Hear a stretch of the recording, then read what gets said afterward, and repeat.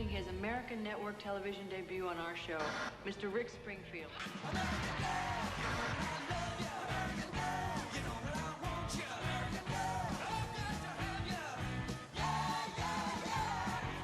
And music was a real important thing to me. And then with all the teen magazine thing, it started to really negate what I was doing musically. My name is Rick, I'm gonna stick it to you, babe.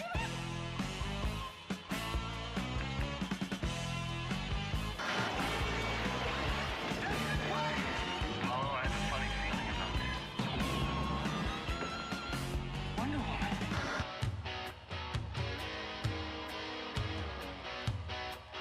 Rick Springfield, Jesse's girl. My mom's sitting in the audience somewhere. This is for you. I'm very happy to see you again. You remember? How could I forget? Tell me, where can I find a woman like that?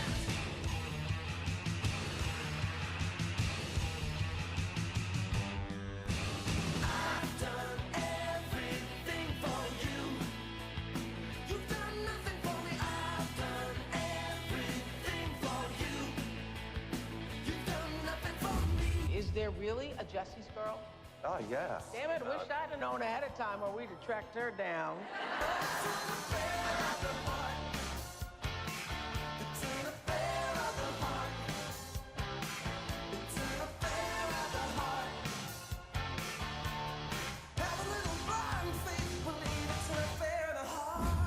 Rick Springfield's first movie, Hard to Hold, opens in theaters around the country this week.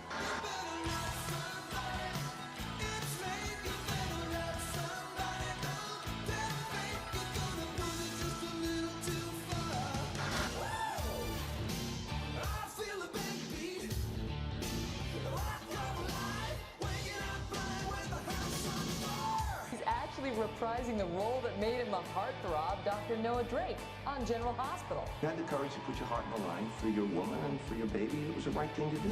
Which is a better career, music or soaps? In general, what would you recommend to somebody? Music. What's Victoria's Secret? Whispering a love song in my ear. Victoria's Secret will haunt me today. Do I really need to know her name? Rick Springfield is here in my house right now? You didn't open the fridge. 80s pop was and Rick Springfield was in there stealing your girl. Not Jesse's girl, your girl. Jesse, who's a friend? Is that Rick Springfield? Oh, you a fan? Won't you and I will love when the world's invisible. Our next guest is a chart-topping pop star and a soap opera heartthrob who recently added best-selling author to his resume. Someday I'll miss you that day. I'll miss that someday.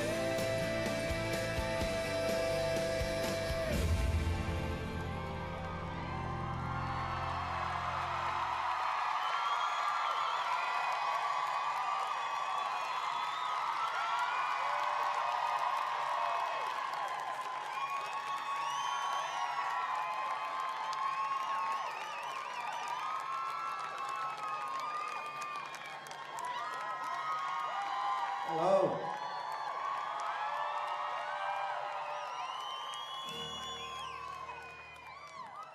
It's frickin' freezing. Yes, I'm wearing gloves. This is my cough medicine. Because I also got a cold. It's really bad cold. Really, really bad. Very happy to be here. You're being streamed, so make a lot of noise.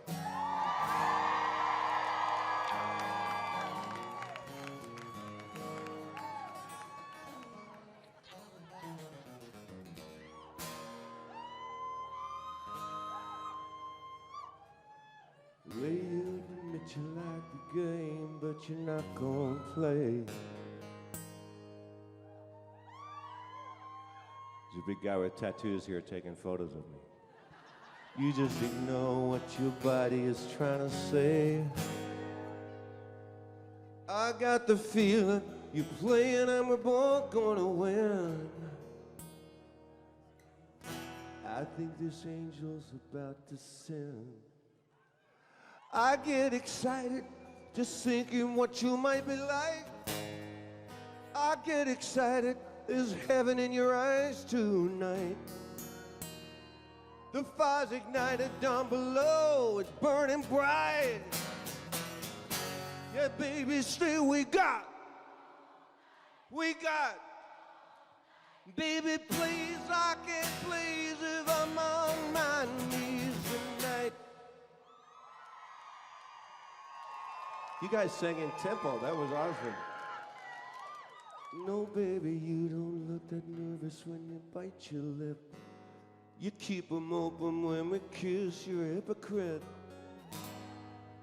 You got my body dancing tangos in 3/4 time. This angel's gonna spread her wings tonight. I get excited just thinking what you might be like. I get excited, there's heaven in your eyes tonight. The fire's ignited down below, it's burning bright. Yeah, baby, stay, we got.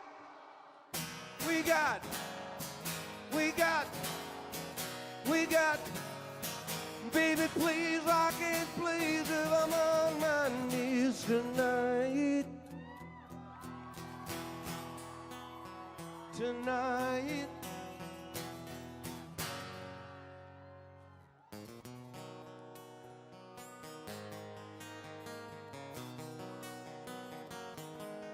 Baby, I can feel your heartbeat.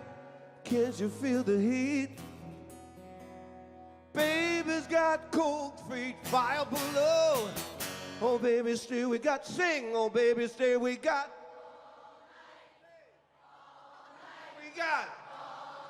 We got. Baby, please, I can't please if I'm on my knees. All night, we got. All night, baby, please, I can't please if I'm on my knees tonight.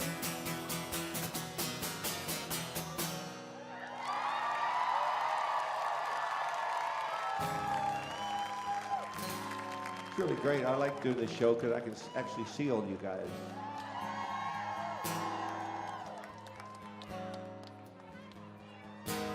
I use the same 4 chords for the first bunch of songs I ever wrote. I'm going to show you. Heart in my mouth, pulse in my head, mercury rising into the red. The smell of your skin could light up all the fires in me. Hungry to touch, I'm eager to please. Out of control, and I hand you the keys. Every night I am burning to make love to you. So don't try to tell me you think it goes way deeper than that. You better know it's an affair of the heart. Oh baby, we got all night. It's an affair of the heart. Where can I find a woman like that?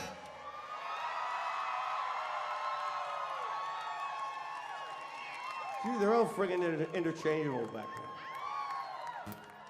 We make love, it's a passionate thing. You shudder and shake, sink your teeth in my skin. I can almost believe you were made to be played by my hand. You got the power, and it amazes me still. How you play my emotions with consummate skill. I don't have to look any further than into your eyes.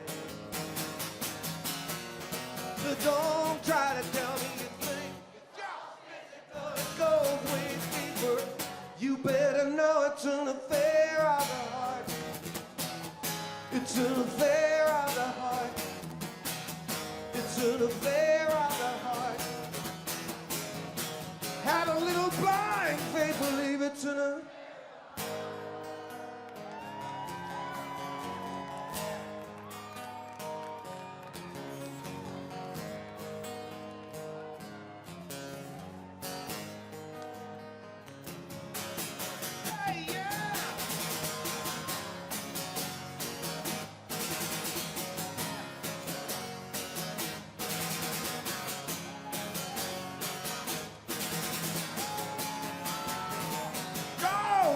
tell me you think it's all physical, it goes way deeper. You better know it's an affair of the heart. It's an affair of the heart. It's an affair of the heart. It's an affair of the heart. You better know it's an affair of the heart. It's an affair of the heart. It's an affair of the heart. Now the little blind faith believe it's an affair of the heart. It's an affair of the heart. It's an affair of the heart. It's an affair of the heart. Affair of the heart.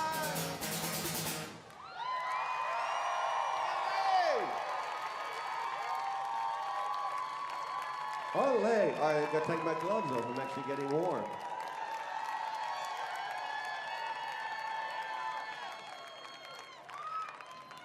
All right, so anybody here an Army brat? You know, like a service brat? Yeah? My dad was in the Army. The Australian Army. And we got moved around a lot. And how many of you know I'm originally from Australia? Yeah, a lot of you forgot, right, mate? A couple of beers, it comes right out, you know? So we sailed to England, and I, at 9 years old, the upside is got to go to England and Europe and got to ride camels around the pyramids of Egypt. At 10 years old, back when I was safe. Then I came back to Australia, and you always get picked on in school, right? When you're the new kid in school, and there was this one guy in my last high school, his name was John. And he was a really handsome guy, blonde hair, all the girls liked him, and he played guitar. And he was giving me shit all the time because I was a new kid. You got to test new kids' metal. So I'm standing at my locker one day and I open it up and there's a photo of a band I like on there. And he goes, "Oh, you like that band?" I went, "Yeah." He said, "So do I." Instantly became best friends.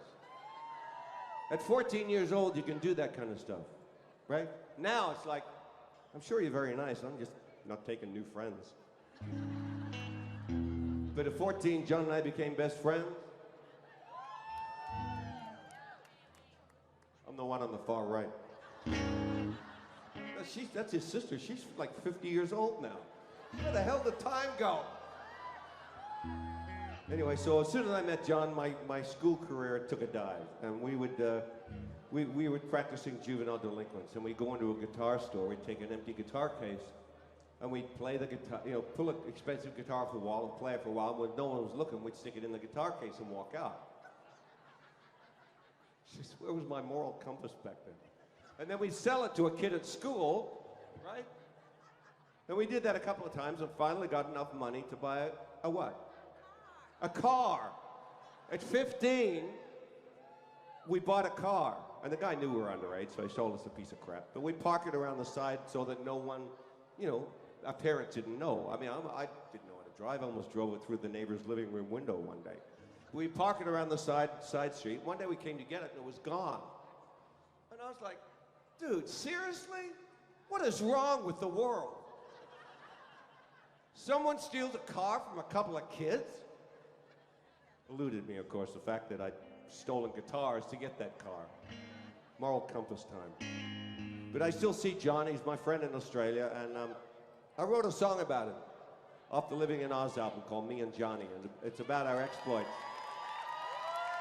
It's about our exploits in Australia when we're young, practicing juvenile delinquents. And I go to Australia now, and I still see John, and he's the same kid he was when he was 14. You know, I'm a big star now, so it's a little uncomfortable at first. This guy's a dick. No, we pull out the guitars and play Beatles songs, and this is a song I wrote for my friend John called Me and Johnny. Looking back, I'd say we broke a few rules, left one or two hearts in a ruin, spent all that precious time doing things we figured that Presley might have done. Stole a few cars, never got caught.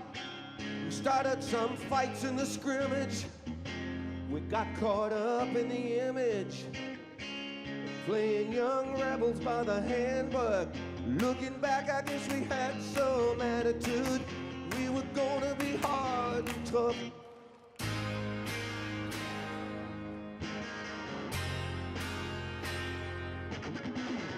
Me and Johnny, we're gonna play tonight. It's gonna be alright. We're gonna shine. Look in the mirror, watch our faces change. We were gonna be McCartney clones. Yeah, we skipped school to see the Rolling Stones and sang their songs on the train on our way home. We were gonna be like all of them, uncompromising to the very end. Live for girls, guitars, and glory, and someday they'd write our story. Sometimes I think that they clapped in sympathy, but we were gonna be hard and tough.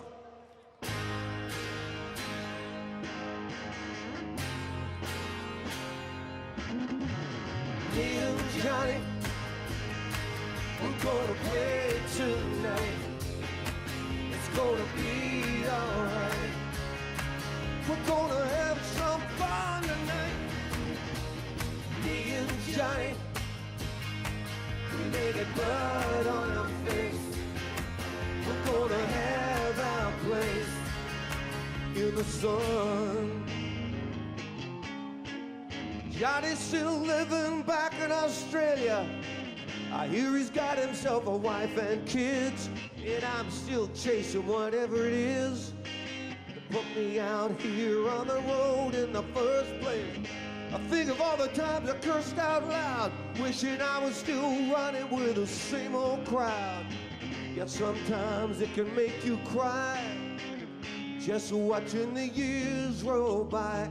Me and Johnny, we're gonna play tonight. It's gonna be alright. We're gonna shine.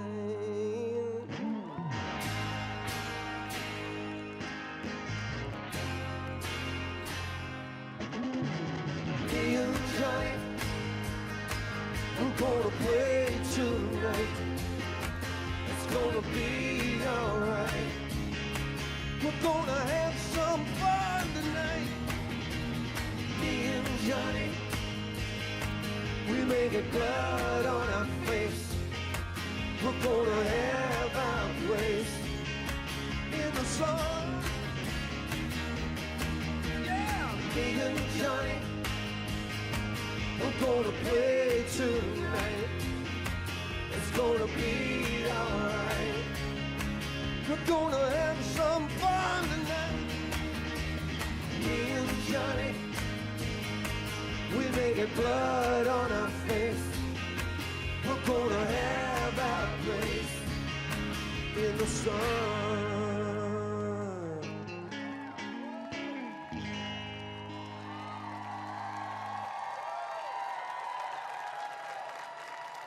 So, oh, he's had enough. So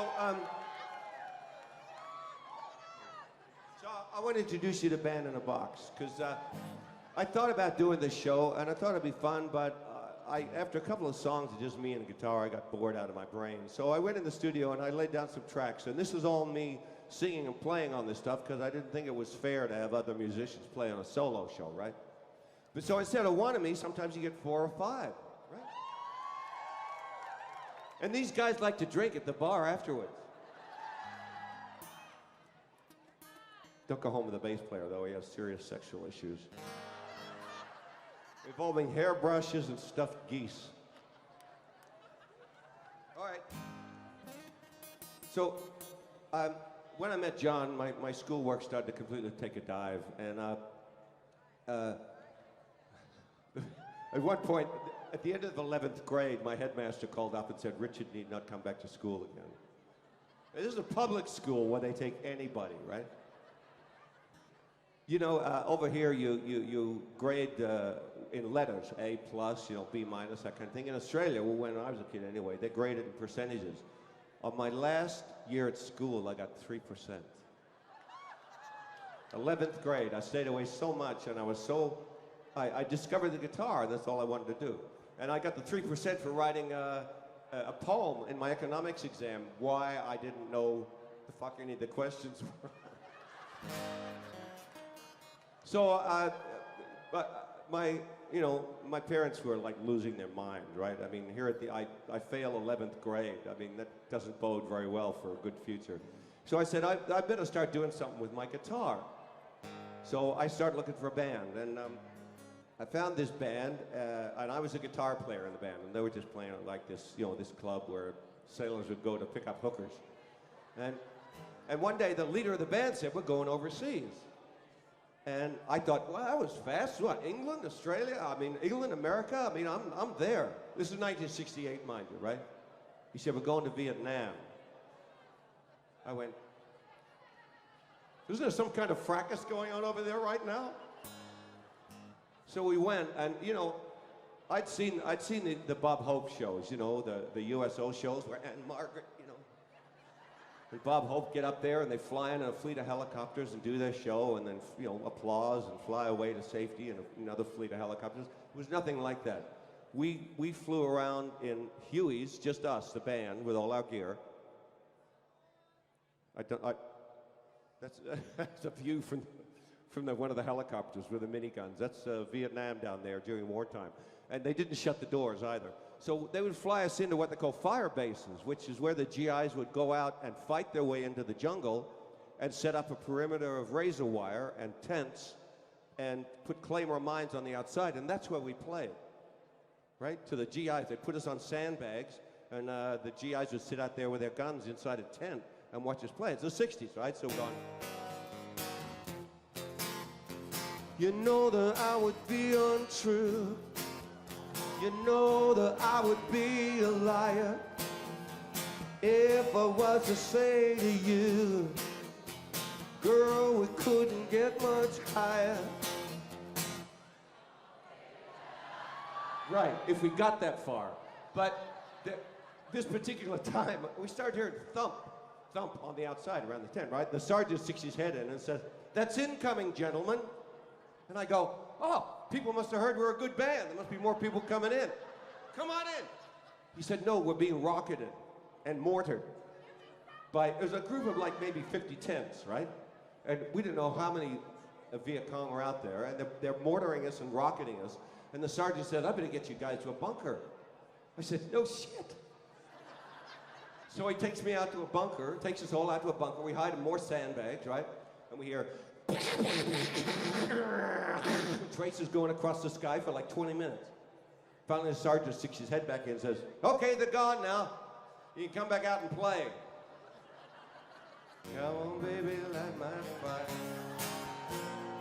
Come on, baby. Let me tell you have to have rockets and mortars thrown at you. A beer can is nothing. So this is, you know why I'm holding that kid's hand? He used to sell us dope. Really, $1 a stick, it's all we could do over there. Anyway, so I had one big feature as a guitar player of the band, and it's this song. And I wasn't allowed to sing it, but I was allowed to play it. So I'm gonna play it for you tonight. It's what we played for the troops back in the 60s in Vietnam. It's called Oh Well. My buddy.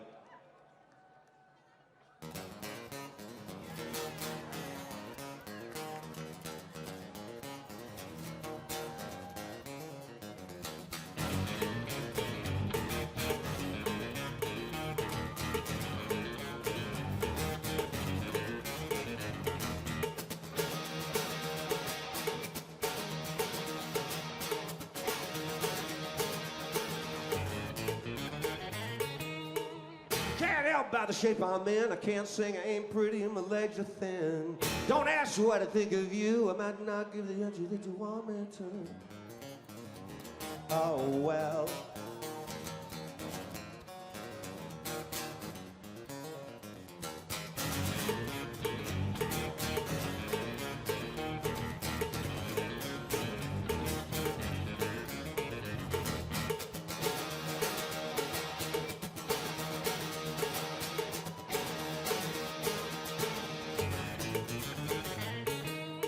I told the God I know he'd understand. He said, stick by me and I'll be your guiding hand. Don't ask what I think of you. I might not give the answer that you want me to.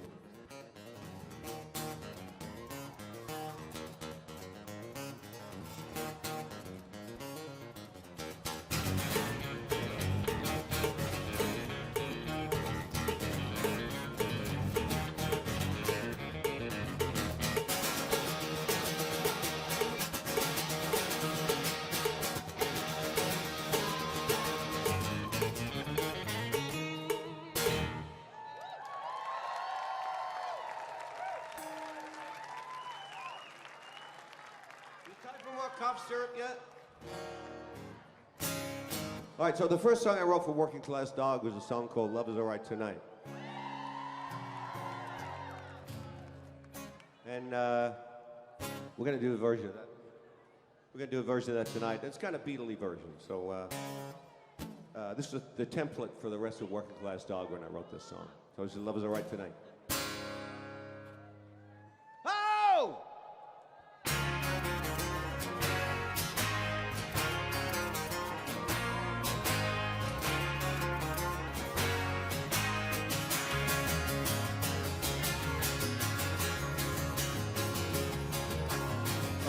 Picking up my baby tonight, though daddy's making trouble, it'll be alright. I'm working hard, I don't know why, I'm like a working class dog and I just get by. Tonight I'm crawling out from killing. You know we're living on the brink, second by minute. Love is alright tonight. We're gonna be alright. Right! Love is alright tonight. Love is alright tonight.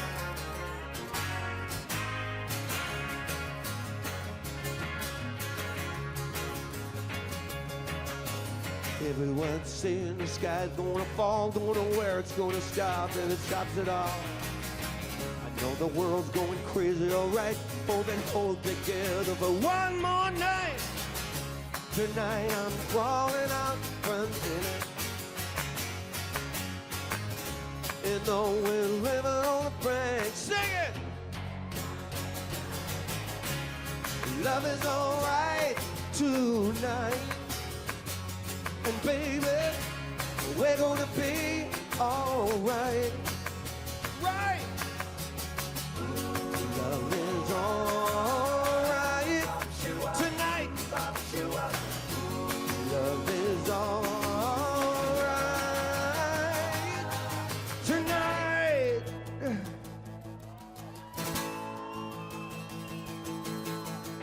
Don't worry, Daddy, I'll have a home that is respectable. I will. Go to sleep, Daddy, you won't think about tonight. With the night comes the feeling that I've got this incredible power. Gonna love her, Daddy, she will feeling it tonight. Alright. It's gonna be alright. It's gonna be alright. It's gonna be alright. Oh. Love is alright tonight. And baby, we're gonna be alright. Right! Love is alright tonight.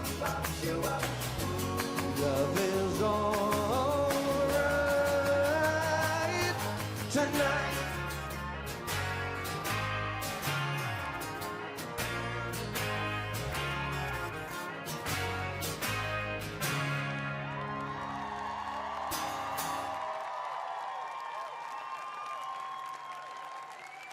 Thank you, guys. Over here. It says here, parents, learn about teen medicine abuse. What about parents learning about parent? right, so when I was 16,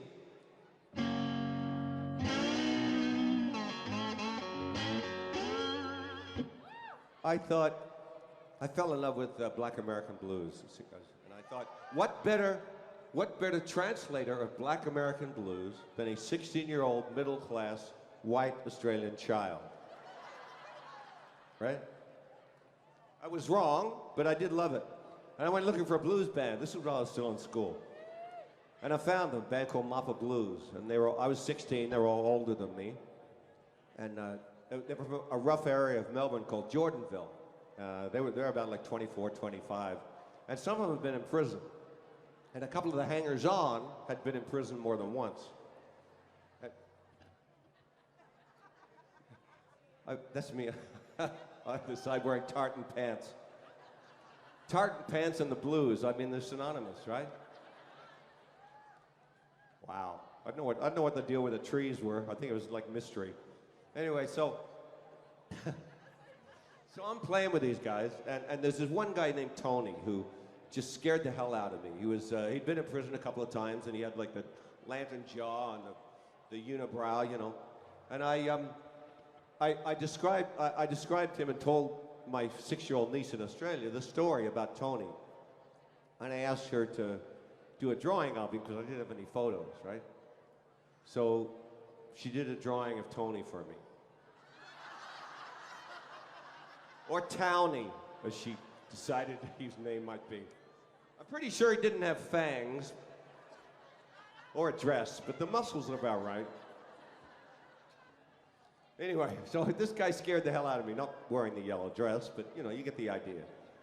And so I'm playing with this band, and a pop band sees me playing with this blues band, and they say, we really like, you know, the way you play, why don't you come and play with us? We actually have girls show up at our shows. Because back then, the only people that showed up for a blues band were guys, right? But I said, yeah, dude, I'm totally there. So I go to the band, the blues band, I go, guys, I'm leaving and got a better offer. And I thought they'd go, dude, awesome, well done. You know, onward. They said, we'll break your friggin' legs. And they meant it. And they had people who could do that, mainly Townie. So I'm playing my last show with, I've already committed to this other band, right? So I'm playing the last show with them. And we finish the show, and I get off the stage, because there was no backstage in these little dives. And who should come up to me? And I'm looking for the baseball bats, right? So who should come up to me but friggin' Townie? Tony. So he grabs me by the arm. My arm was pretty thin back then. He says, come outside. I thought, oh, shit, this is a guy that's going to beat me up? So he takes me outside, right? And I'm looking for which way to run. And he says, get in the van. We had a van. So we get in the van. He shuts the door. I said, I think I'm not cleaning the blood off the walls here, dude. So he says, sit down. So I sit down like, he says, you go do what you want to do. I'll take care of these guys. I could have kissed him. I didn't because he'd been in prison a couple of times. I wasn't sure how he'd take it.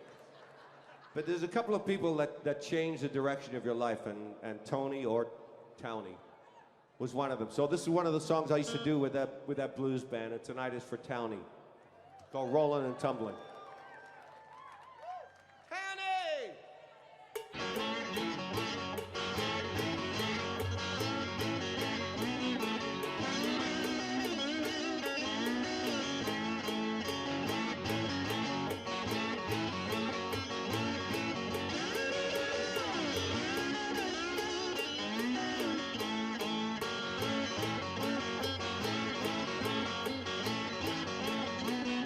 Well, I roll and I tumble, yeah, the whole night long.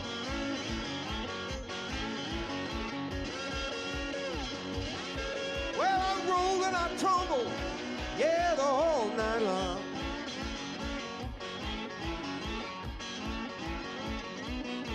When I woke up in the morning, everything I had was gone. When I roll my baby, she's gonna jump and shout.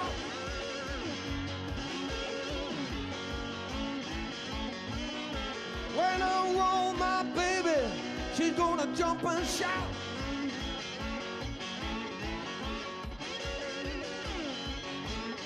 When that train rolls up, I'm gonna come walking on out.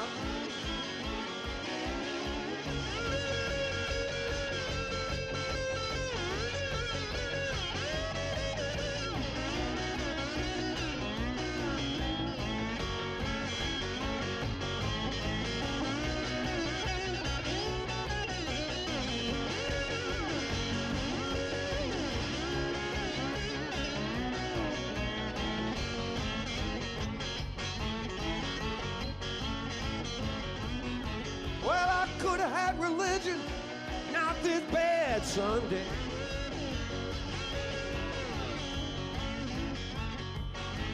Well, I could have had religion, not this bad Sunday.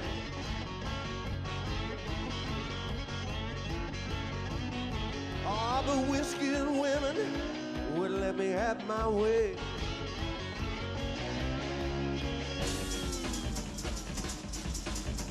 Drum solo, band in the box.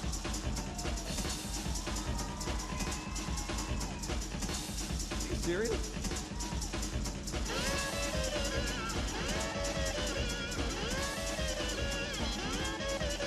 When I roll my baby, she's gonna jump and shout.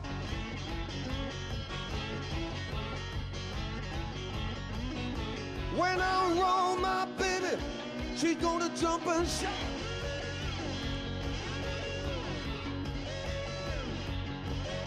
When that train rolls up, I'm gonna come walking on out.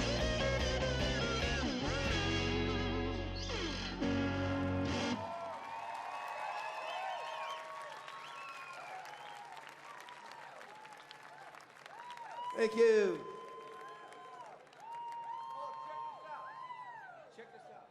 I downloaded this app from the internet for free. Uh-oh.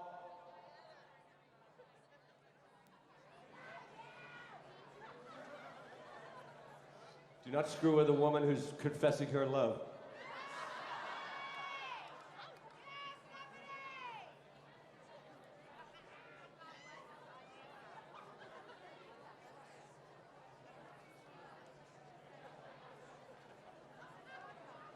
I'll sing you a song right now. With my phone app. Please say your name. Okay, this is turning into a stalker thing. Stephanie, you're freaking me out.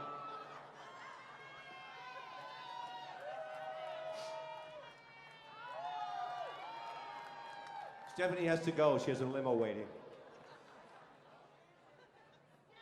Uncomfortable silence.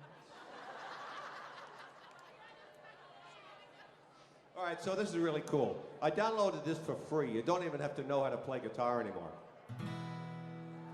It's called Virtual Guitar. I can't wait for Virtual Singer so I can just send my phone out and stay home. And you guys should get virtual audience. You can stay home too. Check it out.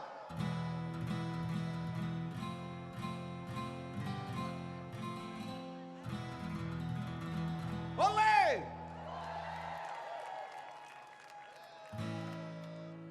I love that look comes in your eyes. We're all alone. And it's much too late for friends to come calling. I disconnect the phone. And I put on the radio. And I take her and I talk real low. And I hold her tight. Soon I'm dancing in the night. Inside Sylvia, yeah, Sylvia, oh, Sylvia, I know my love is alive inside Sylvia, ooh, Sylvia, yeah, Sylvia,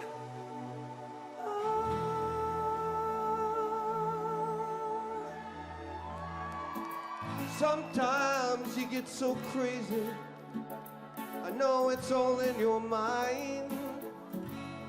And right in the middle of the night, I see just what you need. And they say that love is blind. hold you till the feelings come.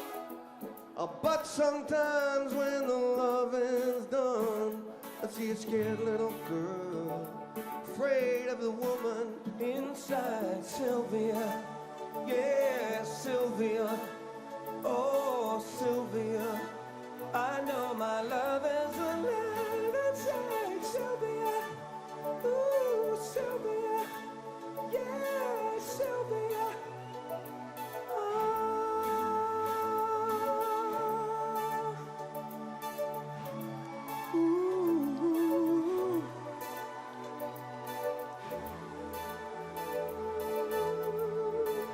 Inside Sylvia.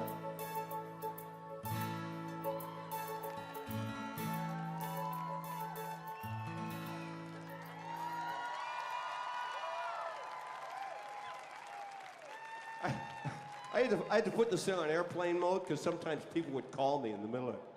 Hello? Yeah, sorry, I can't talk right now. Play. Is it time for cough syrup yet? You guys are all buzzed, right? No? You want some of my cough syrup? Suck it.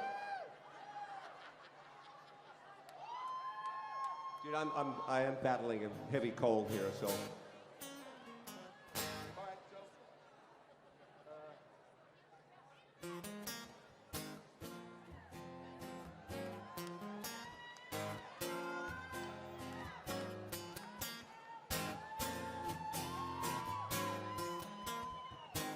So in the early 80s, when things started to take off for me, anybody there in the early 80s? Dude, who knew we'd look back on that as a fun time, you know? All that freaky hairspray and shit. Compared to what's going on in the world now, it was pretty benign, wasn't it? Though some of that fashion could have killed people, I know. So I was out on the road a lot, and you know, I was a young man, and suddenly I was having all this attention, to be perfectly honest. It was mostly female attention. And I was being a little bit of a bad boy out there, which is okay, but I had a girlfriend back home. The good news is she became my wife. And I'm incredibly thankful for that. But back then, when I was being the bad boy,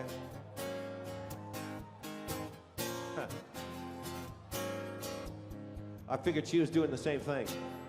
But she wasn't, because she's a good spirit. But I thought she was. So I wrote a song for my sexual paranoia. I'm sure when you were 11 or 12 and you first heard this song on the radio, you probably went, I recognize that. That's sexual paranoia.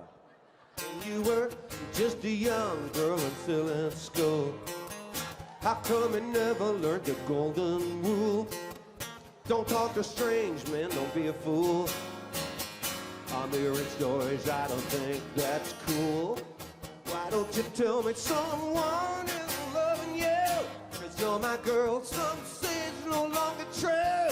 You see some slick continental dude. Sing it out. Baby, don't you talk. I can't sing both parts. Think about it, right? Don't talk to him. Nobody ever told you. Everybody. So tell me, dude, that sucked. So tell me, how's life in the cold city? I hear the competition tough, baby, that's a pity. And every man's an actor, every girl is pretty. I don't like what's getting back to me. Now this .1, I've been hearing it. Love hurts when only one's in love.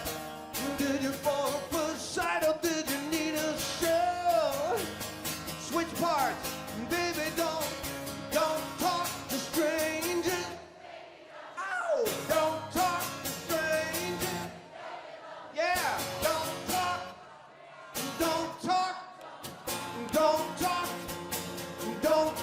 to it. nobody ever told you. I'll sing the French bit, all right? Fais l'amour avec moi. Viens dormir, mon amour. Je t'aime de moi ton cours ce soir. Original part, I'm begging you, sing it! Don't talk to strangers. Baby, don't you talk. Don't talk to strangers. You know it only. Don't talk. Don't talk. Don't talk. Don't talk to it. Nobody ever told you. Sing it out. Don't talk to strangers. Yes! Dude, we switched parts without a rehearsal.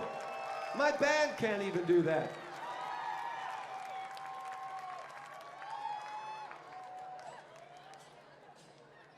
All right, now I want to play a later song I wrote about my wife. Because my wife is,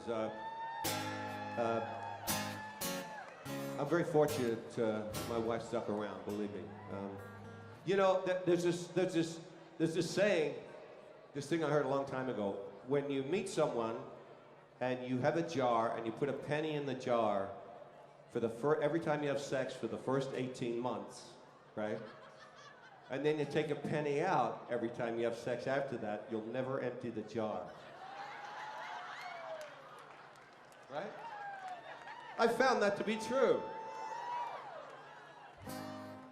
So, certainly when my wife and I first started dating.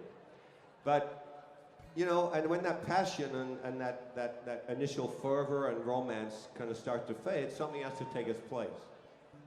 And it's just, that's when the soul of the person really starts to come out. And my wife's soul is pretty huge. And I wrote this song for her. With all the sexual songs I wrote about her, it's about time I wrote a respectable song.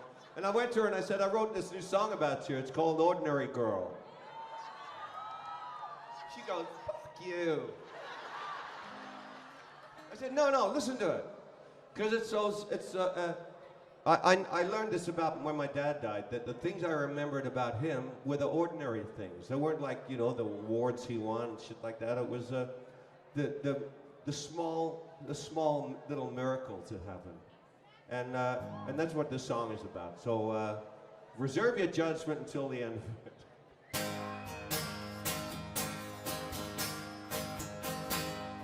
I see her there in a plain print dress and her fading youth. Something about her opens up my soul. Something about her speaks the truth when the sky is falling. She makes her world go away, baby, and I tell the truth. There's a sameness and a plainness to a touch, oh yeah, and it's beautiful. I love an ordinary girl. Yeah, she's just an ordinary girl. I say I love you, I know it's just an ordinary sound. We make love in our ordinary house. Yeah, it's built on common ground, and you know it, baby. We go out walking on a Friday night in ordinary town. There's a sameness and a plainness to it all, oh yeah, and it's beautiful. I love an ordinary girl. Yes, she's an ordinary girl. Another day, another battle. We shake the cage, our sabers rattle. Nothing that matters comes easy. Nothing that comes easy ever really matters. Oh, she's an ordinary girl. I love her. She's an ordinary girl. I'm an ordinary man.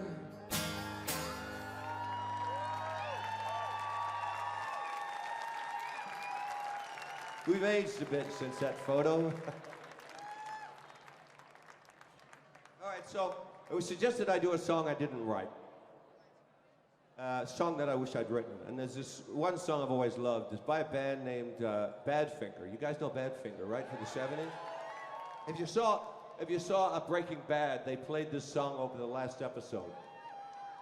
It's called Baby Blue. And it was written and played by Badfinger, but it was produced by a guy I was also a big fan of in the 70s, Todd Rundgren. Todd Rundgren. So when I started having some hits in the 80s, I thought, I'm going to call up Todd and let's get together and write, right? So I call him up and he says, yeah, I'm up in San Francisco, come on up. So I'm in LA, I get in my car and I drive 8 hours up to see Todd. And when you're writing a song with someone you don't know, it's really, really weird. Because writing a song is a very open heart thing. You know, you got to kind of lay it all out there. It's kind of like having sex under fluorescent lighting with marching band music playing. Hey, baby. Yeah, touch me right there. So anyway, we're sitting in the studio, right? Trying to write a song with Todd. This is feeling kind of odd. So we sit there for 3 hours and nothing happens. And he finally says, I don't really write pop songs anymore. And I thought, well, geez, dude, couldn't you have told me that before I drove 8 friggin' hours? But he's very nice, he's got a great family, and they invited me to stay for dinner, so I had dinner there, and in San Francisco, at the end of dinner, you whip out the doobie, right? What's the most spoken word in San Francisco? Is ear, yeah? Ear. So I hadn't smoked dope since Vietnam, so it hit me like a friggin' truck, right? It's like, whoa.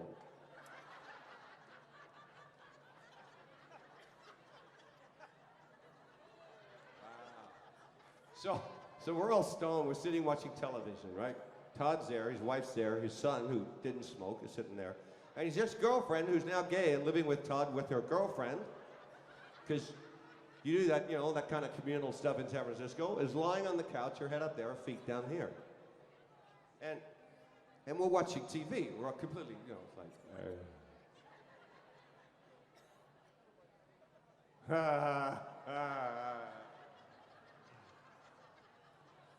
whoa. Goma piles deep. Who knows? So I start feeling this on my butt, right? Like I'm being massaged on my butt. And of course I'm stoned, so it takes about 10 minutes for it truly to land that this is happening to my butt. And I finally go, oh shit, Todd's ex-girlfriend's playing footsies with my ass. But she's gay, and Todd's right there. Because you're not, when you smoke, you don't get paranoid, as you know, right? So, it's not stopping, and it's like going on for another 10, 15 minutes, and and it's not even like a little one, you know, like, hey, you know, it's non-stop. And I finally, I'm just sweating bullets. I said, I gotta deal with this. So I turn around, finally after 20 minutes, I turn around and face him.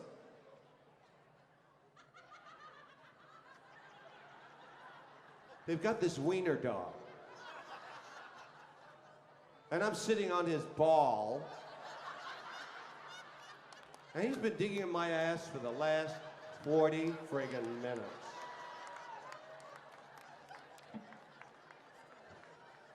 I didn't have a camera, so, you know, I did a drawing of a wiener dog with his wiener ball. And that's my ass.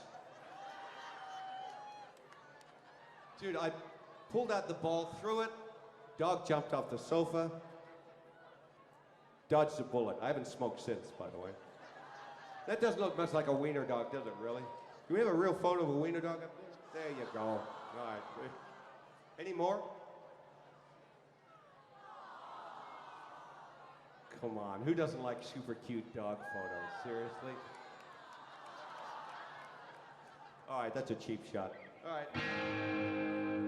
So this is a song that the great Todd produced, that Badfinger played. It's called Baby Blue. Wiener dog!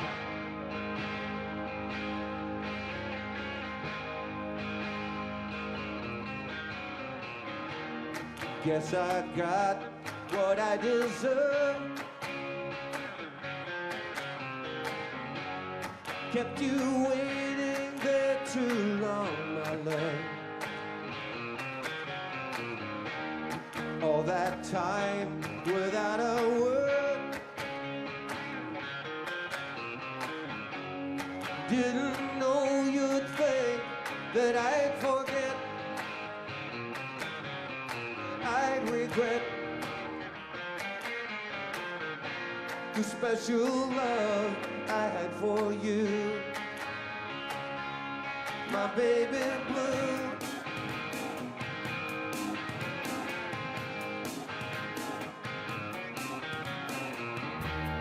All the days became so long.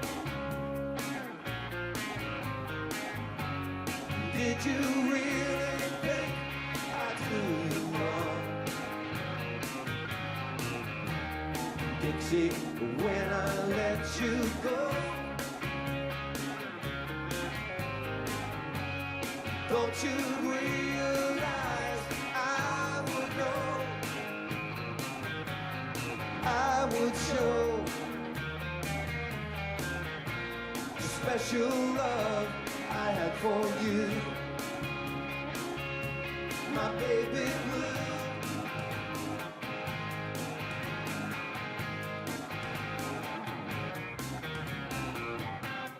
What can I do? What can I say? Except I want you by my side. How can I show you? Show me the way. Don't you know the times I tried?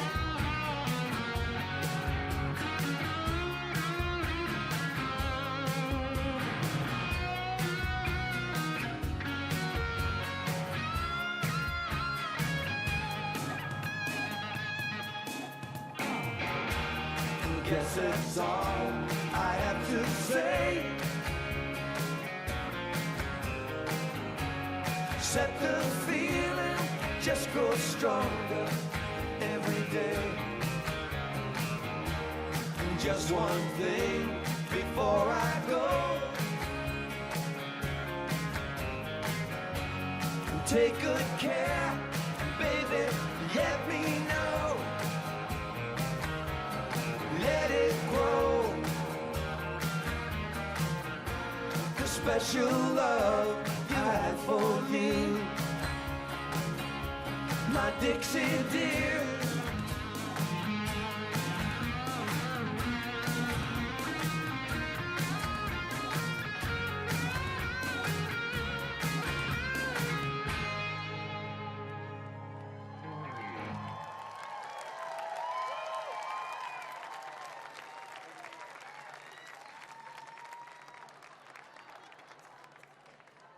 So I wanted to play the first song I ever wrote, just because it's really hideous.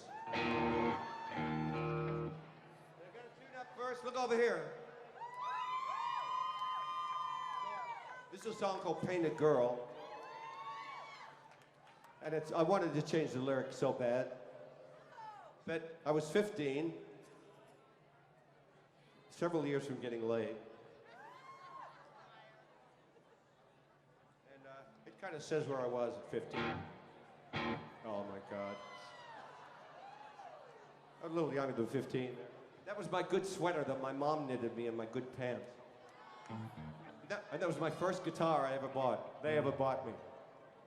I probably sawed it in half and painted it red, trying to make it look like this. So at 15, I wrote this song called "Painted Girl," and I'll play it for you, and it sucks.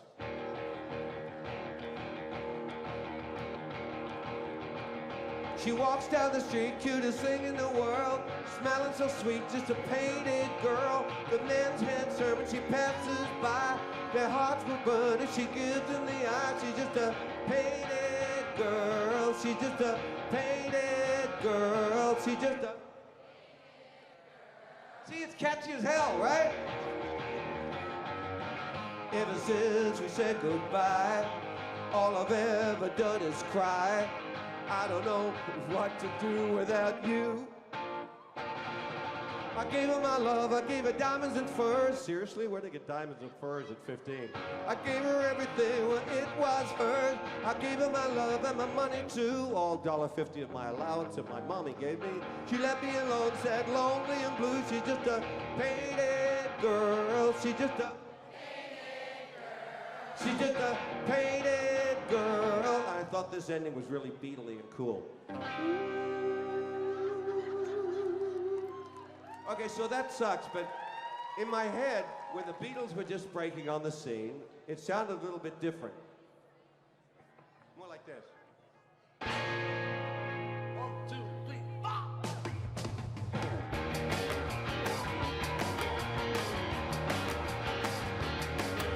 She walks down the street, cutest thing in the world, smelling so sweet, just a painted girl. The men's handsome when she passes by, their hearts will burn if she gives them the eye. She's just a painted girl. She's just a painted girl. She's just a painted girl.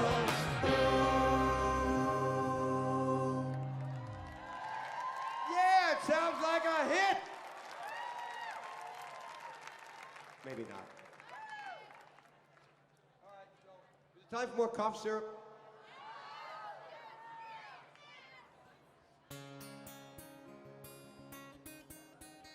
Okay, so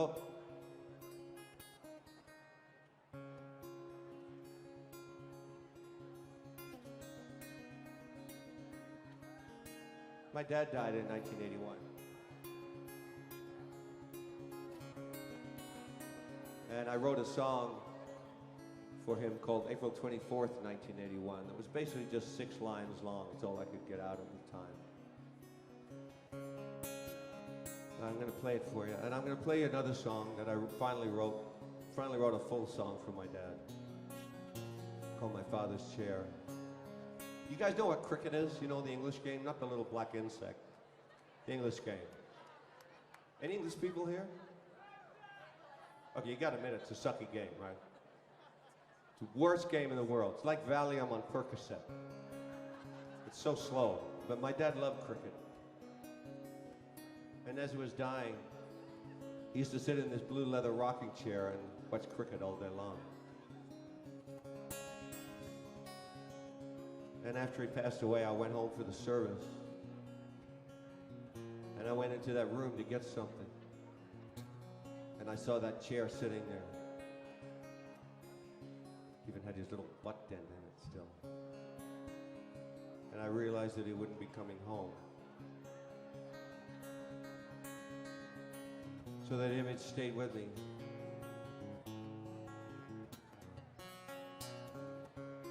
And 3 years later, I wrote this song called My Father's Chair for my dad.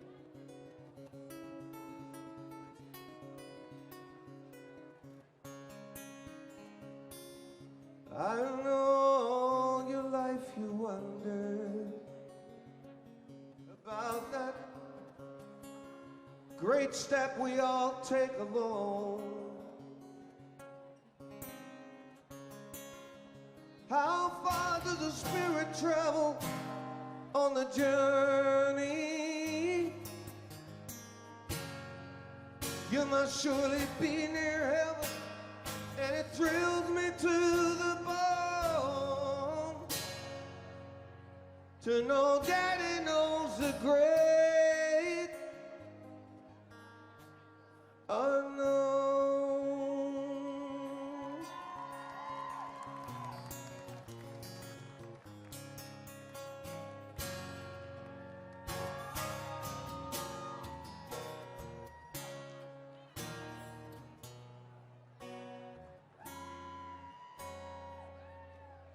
My father's chair still standing there all alone since the long night.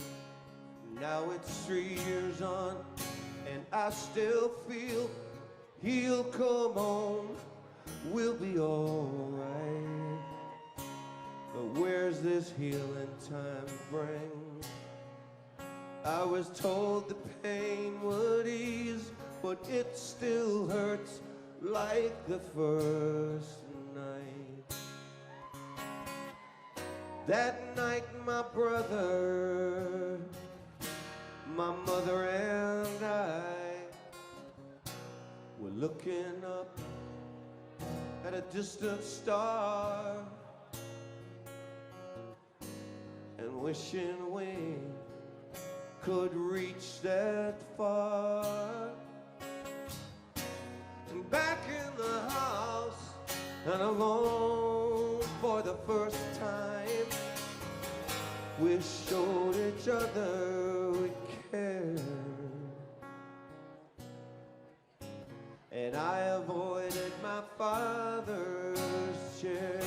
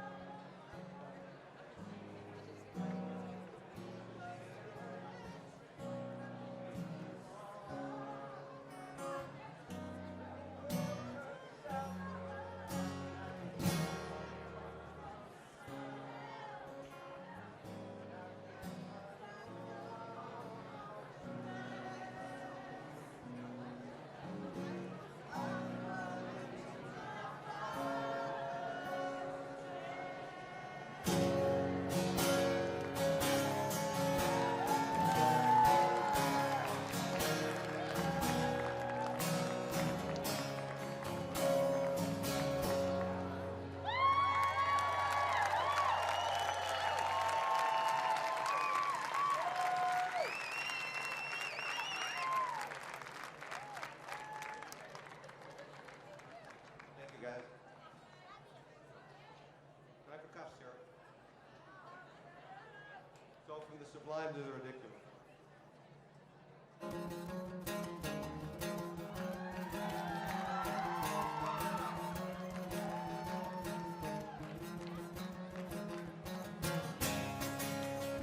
I didn't write this next song, Sammy Hagar did. Sammy just sold his tequila company for $80 gazillion. I think that was more money than he made with Van Halen. He sent me a bottle of his private reserve tequila, and on it he wrote, "To Rick, you've done everything for me. Love, Sammy." Now I don't drink tequila because it makes my clothes come off. I suspect it does a couple of you guys too. So I took the bottle and I put it up in the kitchen cabinet. Thought it was a cool souvenir, and you know, just knew it was there. I came home one night. My two sons were having a drunken party.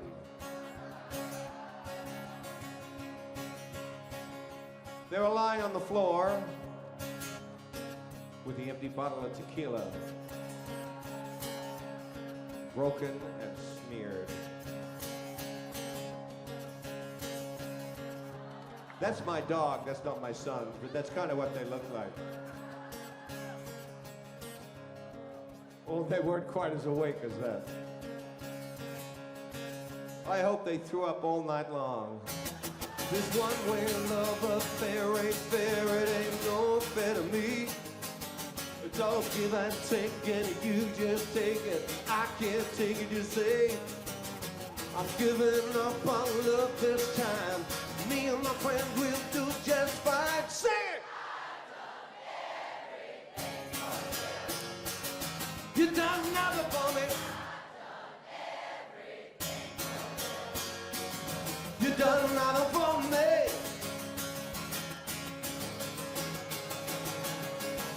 You knew someday I'd have a whole lot of money.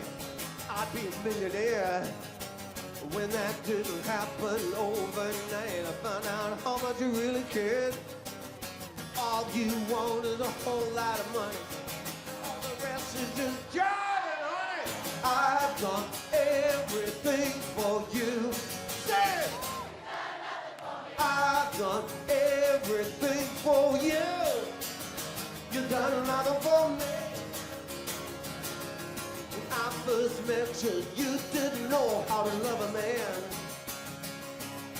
All those things about making love, you didn't understand.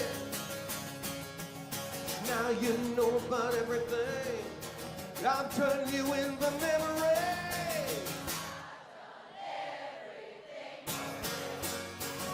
You done nothing for me. You done nothing for me.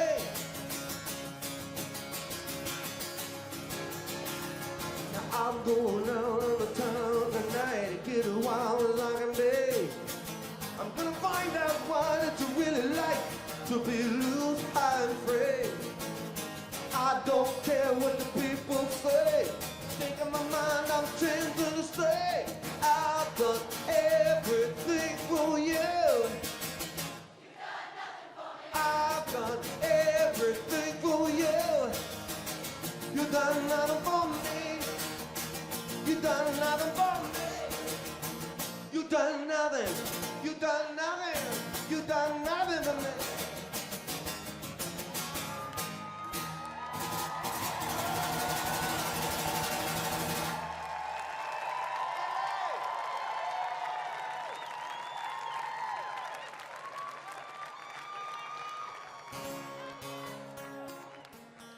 So I wrote a song for you guys. I wanted a new song for this stripped down thing that I didn't do anywhere else. So I thought, what's a really good title for, this is kind of a country song. And you know, my first hit was a country hit, right? Speak to the sky whenever things go wrong, and you'll know you're not talking to the air, and the world will look better from up there. Anyone remember the year that came out? 1972. Can I have a little more guitar in the monitor, please? So I wrote this song, and I thought, what's a good title for a modern country song? So I went through my history books, and I found a 15th century Scottish phrase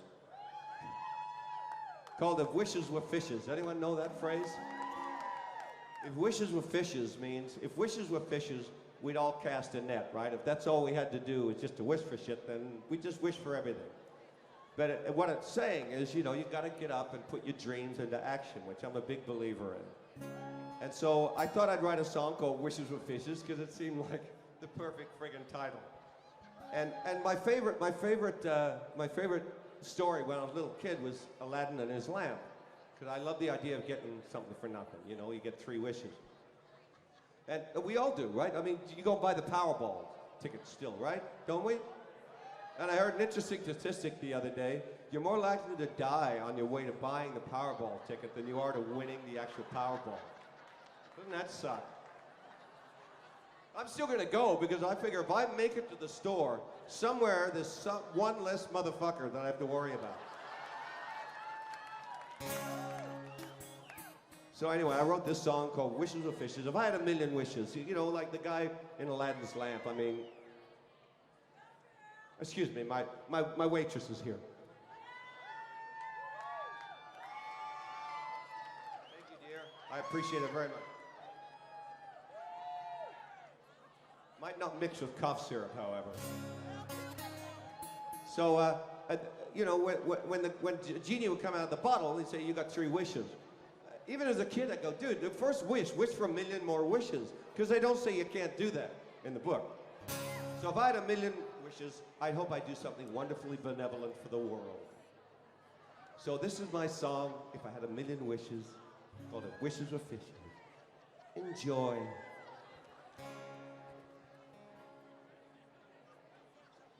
I'd wish for no more wars and to silence the guns, for all your troubles to be little ones.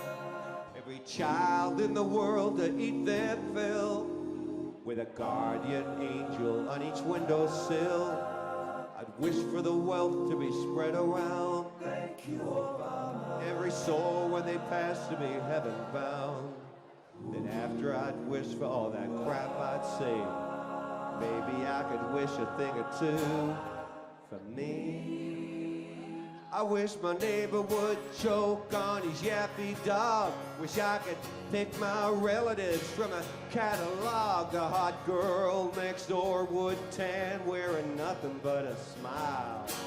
Howdy, neighbor! Wish I could get that knighthood from the Queen. I wish folks would quit calling me Rick Springsteen. I wish the IRS would permanently misplace my file. I wish the starter in my damn Corvette would work. I wish I'd never seen Miley Cyrus twerk. Why does everybody seem so real and I feel like a fraud? I wish that we were all equal in the eyes of God. If wishes were fishes, I wouldn't smell so sweet. There'd be 1 million dead fish lying at my feet. Yeah, I wish and I wish to make my life complete. I want to drink from my wishing cup. The real life steps in to screw it up. Let's go country.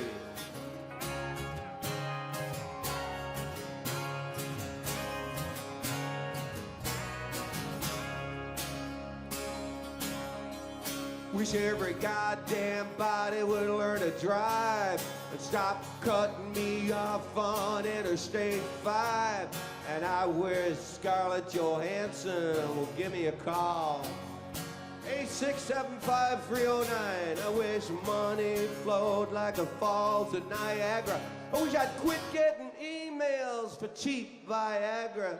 I wish there was some way, somehow, I could have it all.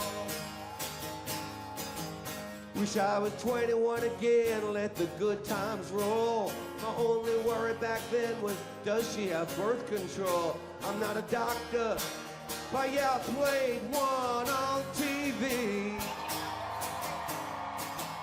And I'd be happy to take a look for free. If wishes were fishes, we wouldn't smell too good, with a bunch of dead fish around the neighborhood. I'm not the only one who wishes, cause this is Hollywood, where all your freaky shit comes true. And maybe a wish or two. Wish every politician wasn't a self-serving dick. Wish I hadn't Googled Anthony Weiner's wiener. Was I government hit with a stupid stick? I wish honest Abe Lincoln was still our president. That I'd settle for Jesus or Clark Kent. Wishes were fishes the whole world would eat, but we'd all be sick of fish by the end of the week. I got a sneaking suspicion I'm not the only freak who's wishing for blind dumb luck. I'm getting nothing here. What the fuck? What the fuck? Ow!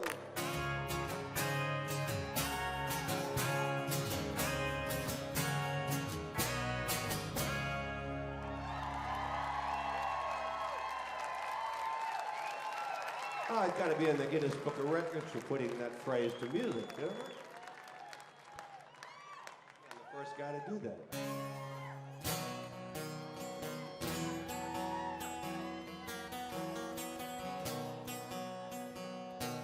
You guys know who Petty Hansen is?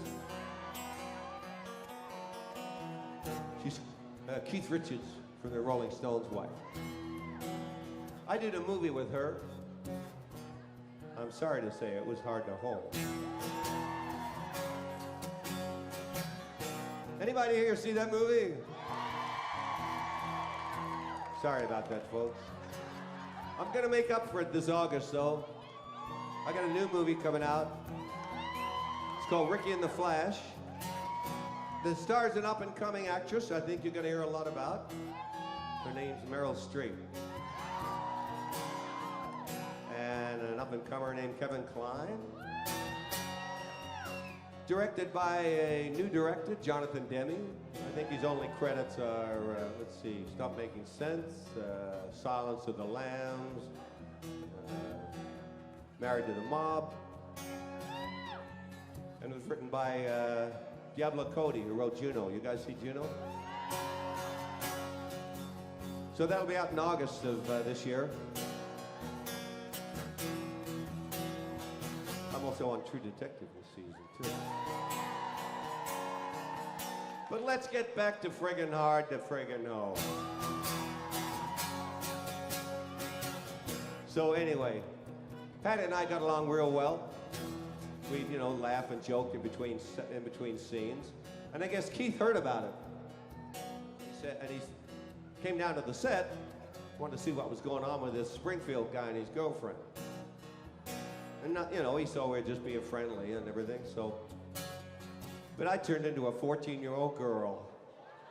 Oh my God, it's Keith Richards! So I had my photo taken with him, and of course he looks like Dracula, which is right. So I wrote this song. It's not really about Patty, but a writer will sometimes see a girl or a person and build a fantasy around them, a fantasy, and create a song through that. So this is my fantasy song, Patty.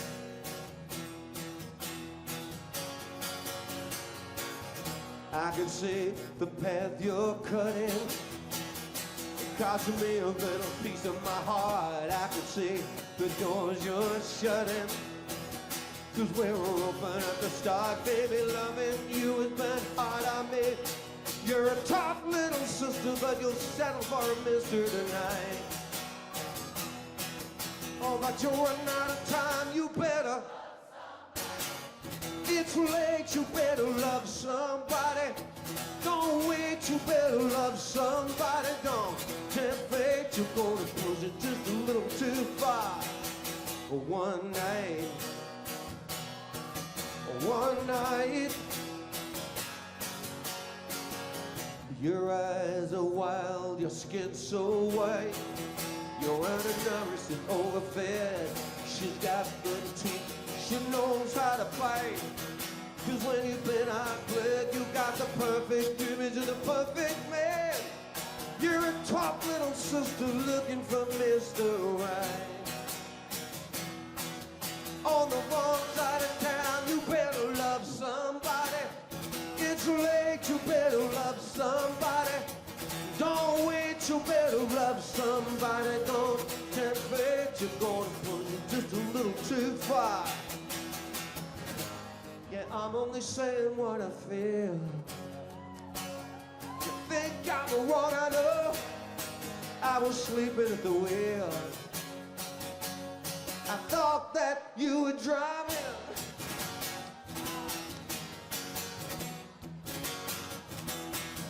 You better love somebody. You better love somebody. You better love somebody. No. You're gonna push it just a little too far. You better love somebody. It's late, you better love somebody. Don't wait, you better love somebody. Don't tempt fate, you're gonna push it just a little too far. One night, one night, whoa, whoa, whoa, whoa. One night, oh, whoa, whoa, whoa, whoa.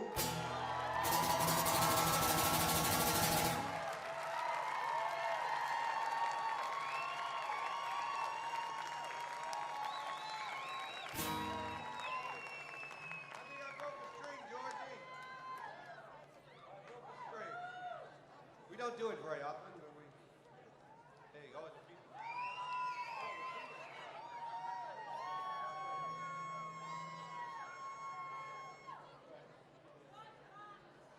All right, we're going to change guitars. So anyway, in 1979, I was between record deals, as they say.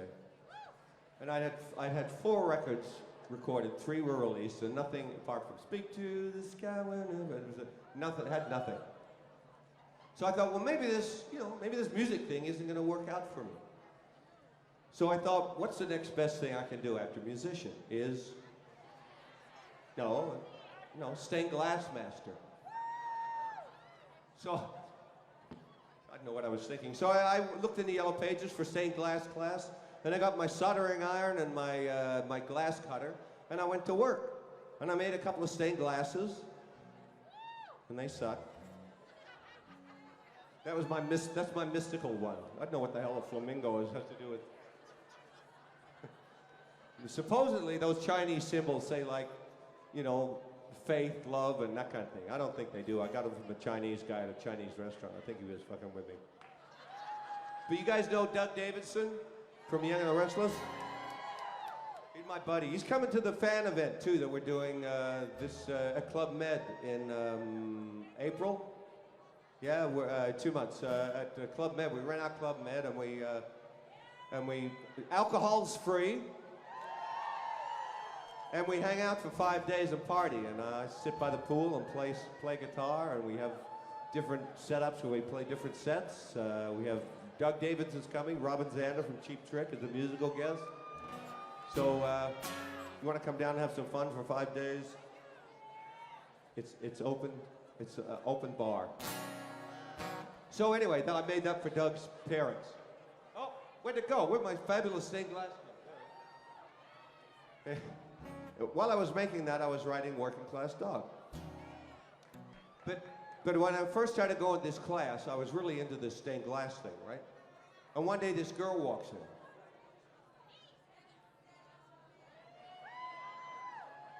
But then a boyfriend walks in. She was pretty burning hot, but she wouldn't have anything to do with me. But as a young guy, I thought, hey, this comes with a price.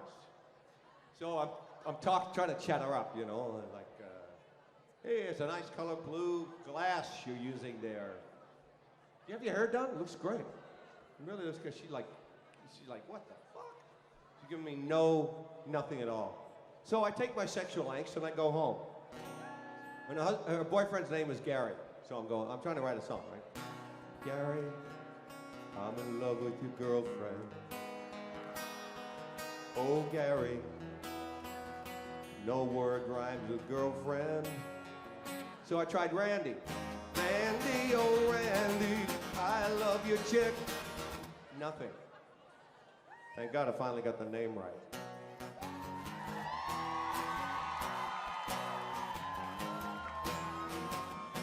Jesse is a friend.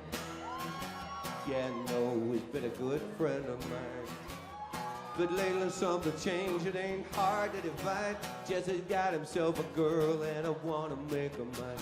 And she's watching him with those eyes. And she loving him with that body, I just know it. And he's holding her in his arms late at night.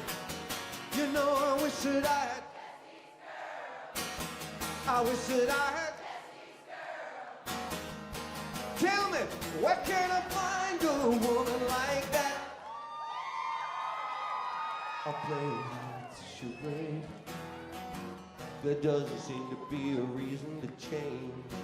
I feel so dirty when they start talking cute. I want to tell her that I love her, but the point is probably good. 'Cause she's watching him with those eyes. And she loving him with that body, I just know it. And he's holding her in his arms late at night. I wish that I had. I wish that I had. Tell me, where can I find a woman like that, like Jesse's girl? I wish that I had Jesse's girl. Where can I find a woman? Where can I find a woman like that? Need a little help here.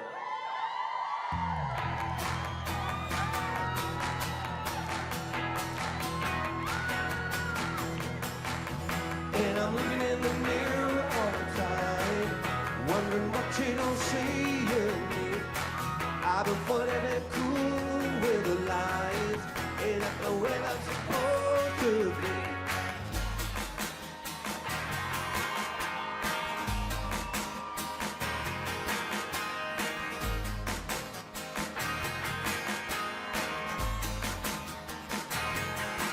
Tell me, where can I find a woman like that?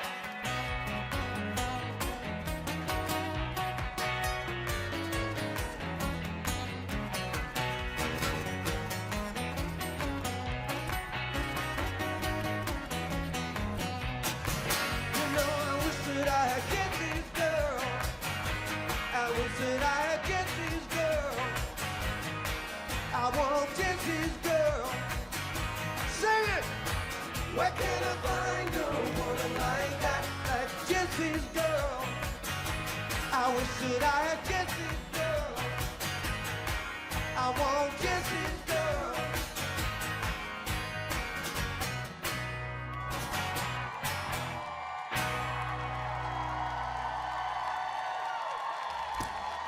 Thank you guys. God bless you. Thanks for coming out. You're awesome.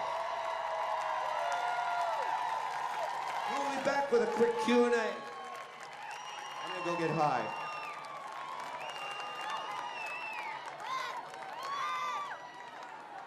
All right, people, do not leave.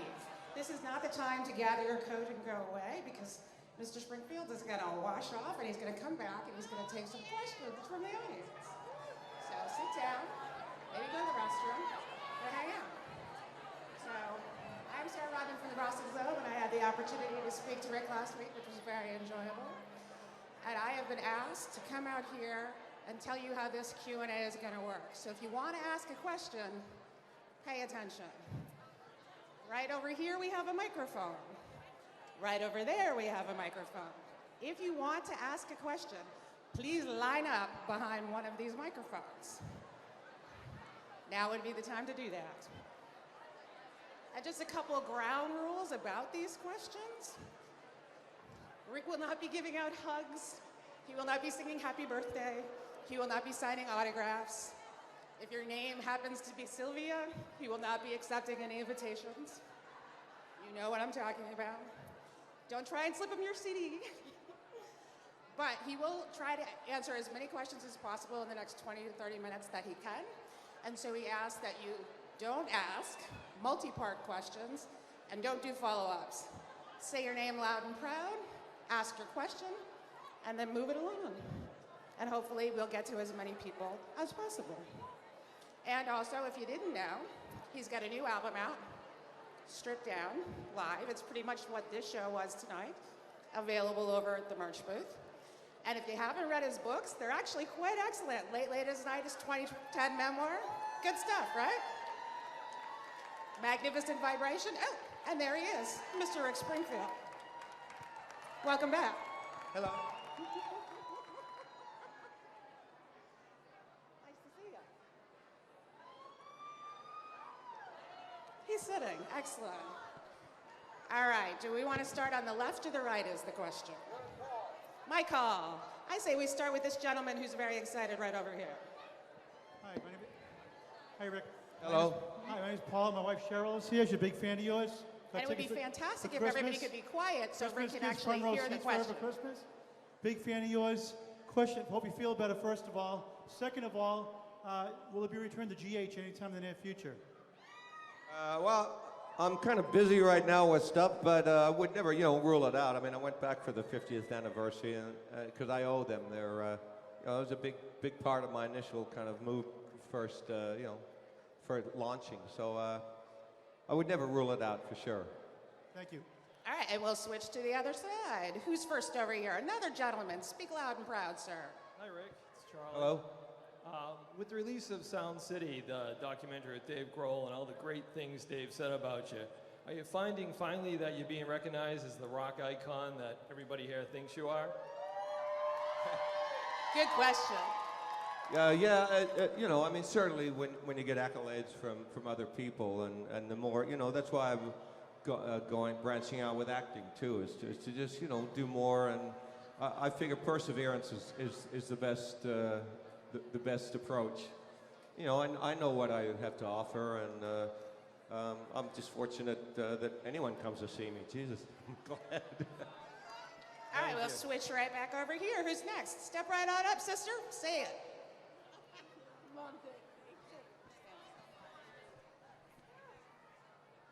Go right ahead. Hello. Say your name. Hi, Rick. Hey. Hi. Why do you feel that your music resonates with so many people over so many decades? I don't know. I just write truthfully. I've always written truthfully, and I'm a human being, and I write about the human condition, mainly mine. But I think everybody gets that, you know. And I guess I've always been true to what I believe in. You know, I have a question for you. With somebody that has as many hits as you've had, when you hear your songs on the radio, do you crank them up or do you turn it up? No, I'm more focused on the new music. We're actually right in the middle of doing a new record right now, which is going to be our best record yet. Right over here. As a big, really huge fan of the 80s, my question is, what's your favorite band of the 80s and why? For the 80s? Yeah. I like, there's a lot of great bands. I mean, it's really hard to pick your favorite one. I guess you could base it on what you listen to on your iPod the most. And there's a band from Australia called The Church who's actually touring America right now. You should go see them. They're a pretty amazing band, and they've been going as long as I have, and they're still putting out great music, which I think is a good testament. All right, back over here. Step on up, sister. Ask your question. No time for shyness. Come on. Don't be shy. We're going to go right ahead. Hi, Rick. Hey. I am here with my 14-year-old son, who is at his second Rick Springfield concert. And he has found a love for rock music and his guitar. What advice can you give my son at this age to continue with his love? That must be him. Well, the only advice that's worth anything is you've got to absolutely want it, and the three most important things I always tell my sons. Three most important things are never give up, and never give up. And that's the only thing that makes you successful. There's a lot of really, really talented people who stop trying just short of the goal line. So it's worth, perseverance is a very powerful thing. All right, right over to you, ma'am. What do your sons think of your music when you're home and you're not touring? Think of my music? Oh, my eldest son's a writer too, and he says he loves to hear what I'm writing because I'm in my music room writing and he hears it coming out. And he'll comment and say, I really like the way that sounds. They're very aware that it's a musical household. Do they like your older stuff or your newer stuff? They prefer the newer stuff just because it doesn't have the whole, like teen thing kind of surrounding it, which they have a hard time with.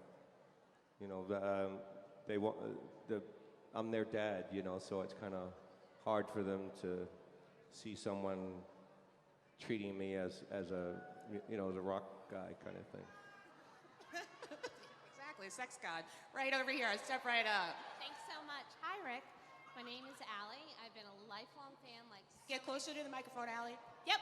So many fans here, lifelong fan. You've changed my life. You've been able to articulate so many things in our world and in our feelings that parents couldn't even begin to understand. But now, looking back, because you have that opportunity in your 60-ish world, you've had success in music, you've had success in acting, you've had success in writing.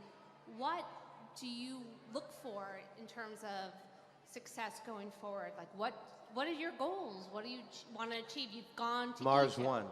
What? Mars 1. No, come on. Going to space. Going to Mars, I'm not coming back. No, come on.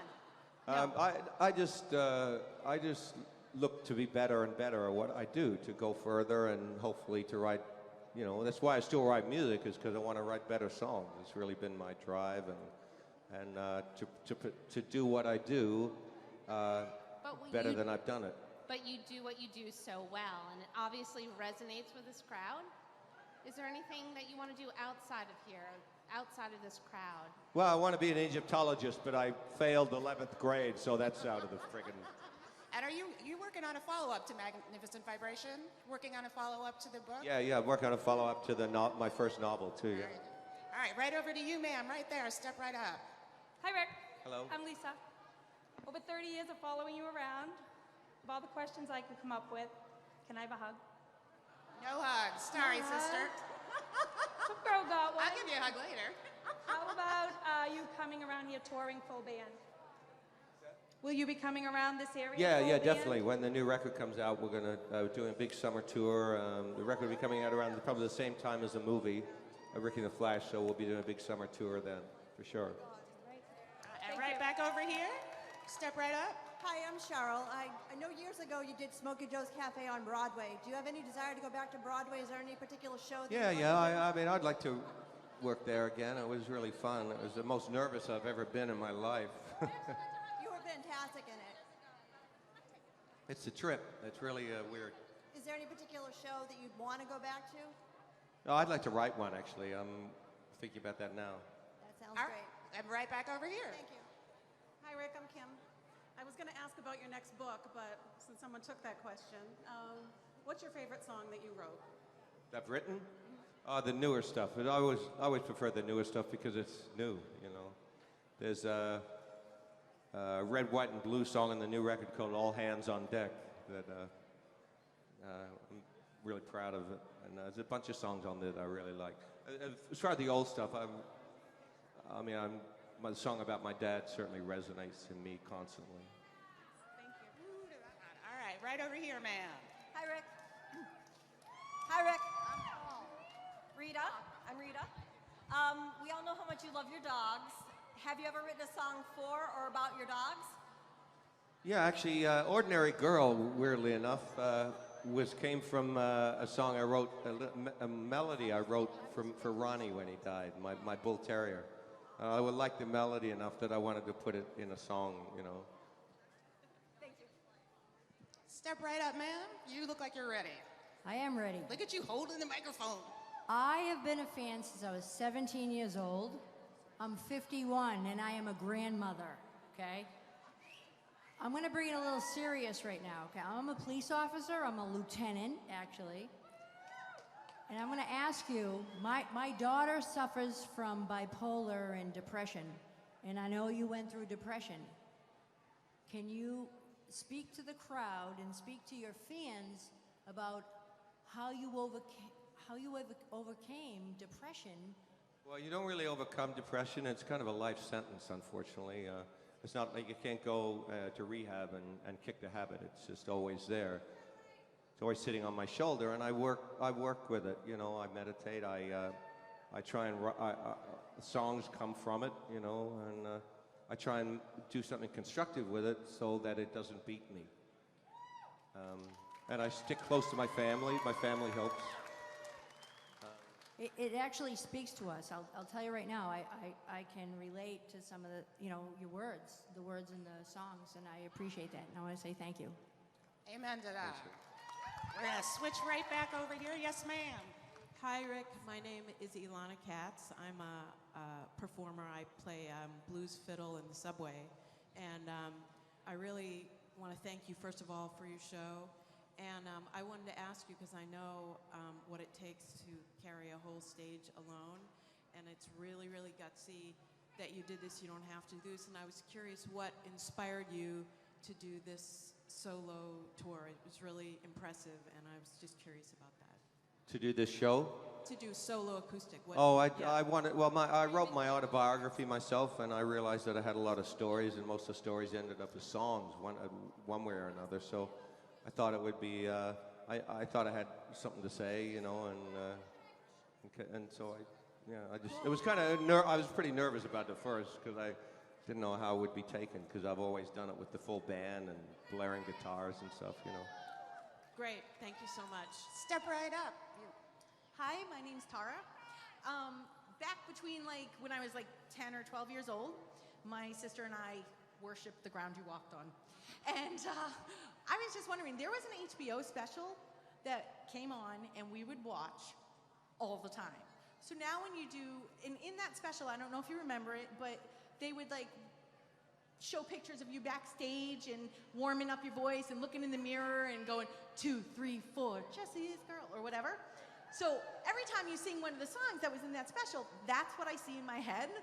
And Is I there was a question in wondering, here somewhere? yes, I'm sorry. I was wondering where I can find that special. Is it anywhere? Do you sell it anywhere? I looked online. I can't Alive find and it Kicking, I think, right? She's talking about, yeah. I don't know. I mean, it's called Alive and Kicking. Okay. I think we sell it at the website, maybe. Yeah? Do you? Because I thought... We sell it on my website. Awesome. That's all I need to know. Thank you so much. RickSpringfield.com, because RickSpringfieldPicksHisNose.com is already taken. And right over here. Hi, my name is Jessie, and that's actually a truth. I have someone in the crowd who can vouch for me. We've been fans since we were 14. We found each other in the 8th grade when it wasn't so cool to love you, but we have for a long time. I'm a mental health professional, and really, I don't have a question, but I want to tell you how meaningful it is, how honest you've been about your struggle with depression. It's a wonderful thing to see someone out in public being so honest about what that's like, and thank you for that. Thank you so much for being public about your struggles with that, and honest. In your music, in your art, thank you. Thanks, sweetie. Appreciate it. Step right up. Thanks. Hi, I'm Cheryl. First, to let you know I have 2 wiener dogs, so thumbs up. So I've seen you many, many times over the years, and I've never seen you play Motel Eyes. Is there a reason for that? Which I love. Yeah, we did it actually at the fan event. We did it one of the fan events. I learned it for the fan event, yeah.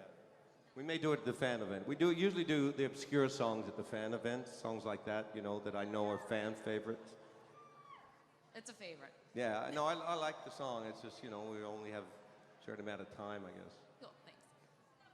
All right, step right up. Don't be shy. Hi, Rick. My name is Kelly, and I have loved you forever, and I just want to make a comment that you make everyone's lives better. And I recently got engaged, and I'm going to work Jesse's girl into my wedding somehow, and I just love you. That's all I want to say. Thanks, Rita. I bet you get that a lot. Go right ahead, sir. We got Hi, 2 how more are you? questions, so it's you and you. Make it good. So I actually have video of me as a 2-year-old in a diaper dancing to Jesse's Girl. Honestly, my dancing hasn't gotten that much better, but I still do it. I can guarantee that because Jesse's Girl is my karaoke song. Not why I came up here. My point sorry. My point being, I actually came here with another teacher, and we have it's something called a slap bet. I know that sounds weird, but if I could get a picture with you backstage, I can actually slap someone else in the face very hard. Oh, I think that's worth a photo. Jesus, come on. And I would be honored if you She'll take the photo. Come on up. He's condoning violence, Slap. people. Condoning violence. All right, get ready. You're on deck. But I had a real question.